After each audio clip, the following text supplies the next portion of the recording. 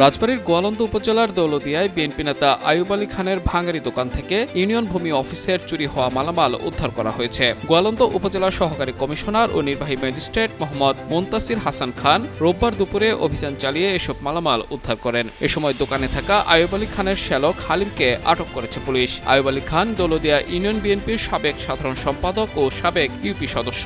আগামীতে তিনি ইউনিয়নের চেয়ারম্যান পদে নির্বাচনের প্রস্তুতি নিচ্ছেন। উপজেলার দৌলতদিয়া ক্যানালঘাট এলাকায় মহাসড়কের পাশে ভাঙাড়ির দোকান রয়েছে তার। দৌলতদিয়া ভূমি অফিসের অফিস সহায়ক মোহাম্মদ বেলাল মণ্ডল জানান, ঈদের ছুটি শেষে অফিসে ফিরে জানালা দরজা ভাঙা দেখে পুলিশে খবর দেওয়া হয়। গোয়ালন্দ উপজেলার সহকারী কমিশনার মুনতাসির খান বলেন, দৌলতদিয়া ইউনিয়ন ভূমি অফিসে ভাঙচুর করে দুর্বৃত্তরা যেভাবে মালামাল হাতিয়ে নিয়েছে সেটিকে চুরি না বলে বরং ডাকাতি বলা চলে। পরে অনিক খানের ভাঙাড়ির দোকান থেকে চুরি হওয়া 11টি মালামালের মধ্যে 9টি উদ্ধার করা হয়। বাকি মালামাল খুঁজে ফেরত দিতে অনেকের চাচা ইয়াহিয়াকে নির্দেশ দেওয়া হয়েছে।